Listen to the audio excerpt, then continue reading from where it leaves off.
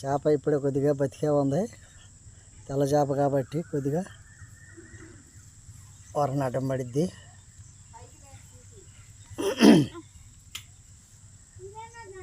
అలాగే వన్నాము. అవి ఎందుకు చేపలు అంటే ఇష్టం కాబట్టి చేపలు తీసుకుంటున్నాము.